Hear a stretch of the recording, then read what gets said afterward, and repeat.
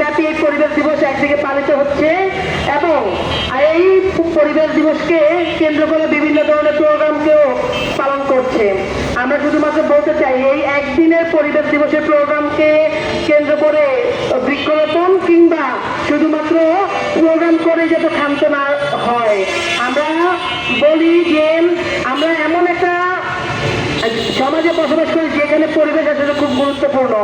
যদি পরিবেশটাই নোংরা হয়, পরিবেশটাই দূষিত হয়, সেখানে মানুষ আসলে ভালো থাকতে পারে না। মানুষের শারীরিক যেই অবস্থা সেটা কখনোই ভালো থাকতে পারে না।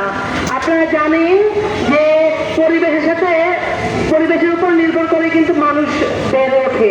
তো সেই জায়গা থেকে যদি পরিবেশ দূষিত হয়, পরিবেশের অবস্থা যদি খারাপ হয়, আমাদের সমাজের পরিস্থিতি যদি খারাপ হয়, তাহলে সেই ক্ষেত্রে মানুষের বেড়ে ওঠা বা শিশু কিশোরদের যেই শৈশবকাল সেটাও খারাপ হয়।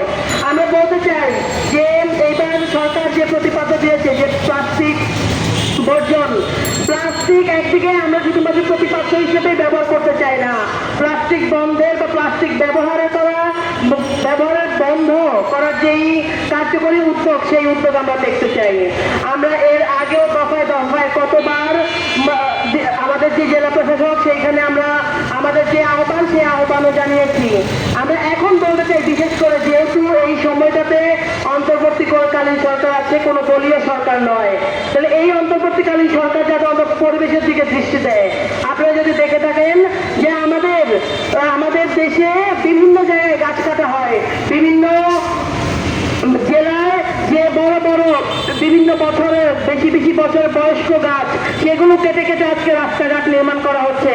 আমরা বলতে চাই আমরা যে প্রকৃতিতে বসবাস করি সেখানে গাছ ছাড়া আমরা বেড়ে উঠতে পারি না, গাছ ছাড়া আমরা বেঁচে থাকতে পারবো না। তাহলে সেই ক্ষেত্রে সেই যে বৃক্ষ নিধন করছে, একটা বৃক্ষ নিধন করে আসলে কি তার বিপরীতে আরো দ্বিগুণ বৃক্ষ লাগানো হচ্ছে কিনা?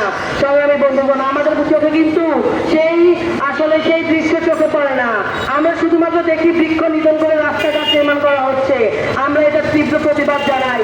রাস্তাঘাট নির্মাণ করার সময় কিভাবে এই বড় বড় বয়স্ক বৃক্ষগুলোকে রেখেই রাস্তা নির্মাণ করা যায় সেই পদ্ধতির কৌশলও জানা উচিত। আপনারা যদি একটু বাইরের দেশগুলোতে দেখেন তাহলে দেখবেন সেখানে গাছকে নিধন করে বৃক্ষকে নিধন করে রাস্তাঘাট তৈরি করা হয় না, কিন্তু আমরা দেখতে পাই। আমরা একটা সময় দেখেছিলাম এই যে সাইনবোর্ড থেকে না চাষার পর্যন্ত যে লিঙ্ক রোড, সেই লিঙ্ক রোডে প্রচন্ড বৃক্ষ ছিল, কিন্তু এখন সেই বৃক্ষ আসলে নেই। কারণ কি? রাস্তা বড় করার উদ্যোগ নেওয়ার কারণে এই যে এখানে শতাধিকের উপরও বৃক্ষ নিধন করা হয়েছে, কিন্তু সেই পরিমাণ বৃক্ষ আসলে লাগানো হয়নি। বন্ধুগণ, শুধুমাত্র বৃক্ষ নিধন বাংলাদেশই না, আমরা জানি বাংলাদেশ একটি নদীমাতৃক দেশ, কিন্তু সেই নদীমাতৃক দেশের নদীগুলো মারা যাচ্ছে। আমাদের দেশের নদীগুলো আজকে দূষিত।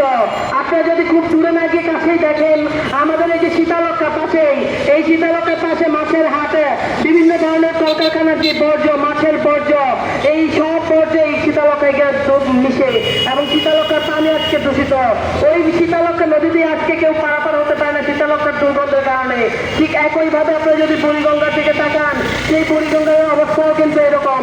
আজকে পানিগুলো কালো হয়ে গেছে, যেখানে এই গত 5 বছর আগে যদি আমরা দেখতাম যে পানিগুলো আসলে স্বচ্ছ ছিল, কিন্তু আমরা যদি দেখি যে কিভাবে দিনকে দিন যাচ্ছে আর এই আমাদের দেশের নদীগুলো দূষিত হচ্ছে। এই নদী দূষণকে নদী দূষণকে রোধ করার জন্য সরকারের কোনো কার্যকরী ভূমিকা নেই। আমাদের দেশে যে পরিবেশ অধিদপ্তর, বন অধিদপ্তর তারা আছে ঠিকই, কিন্তু তারা আসলে এরকম কোনো কার্যকরী ভূমিকা নিচ্ছে না।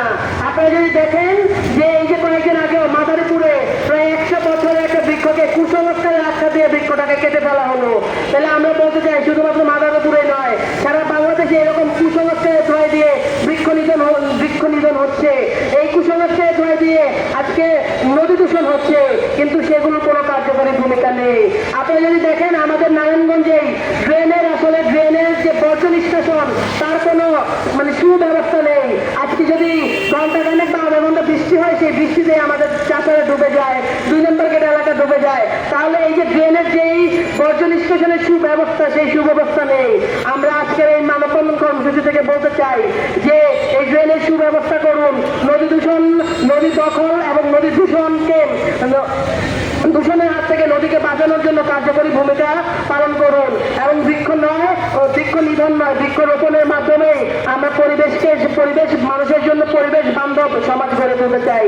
আমরা বলছি যে শুধু দূষণ নয়, দূষণ তো পরিবেশে হয়, পাশাপাশি সমাজের যে শোষণ, সেই শোষণের হাত থেকেও আমাদের সমাজকে বাঁচাতে হবে।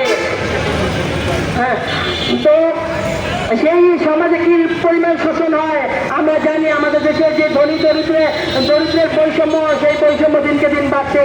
আমরা আশা করেছিলাম জুলাই অভ্যুত্থানের পরবর্তী সময় হয়তোবা আমরা সেই বৈষম্যের হ্রাস দেখতে পাবো। আমাদের বাজেটে হয়তোবা গরিব, কৃষক, শ্রমিক শ্রেণীর যে আকাঙ্ক্ষার বাজেট, সেই বাজেট দেখতে পাবো, কিন্তু আমরা কিন্তু সেই বাজেট দেখতে পাইনি।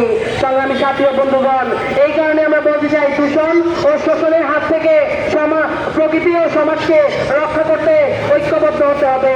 আমাদের আজকে এই মানববন্ধন কর্মসূচি পরপরই বৃক্ষরোপণ কর্মসূচি আছে। সবাইকে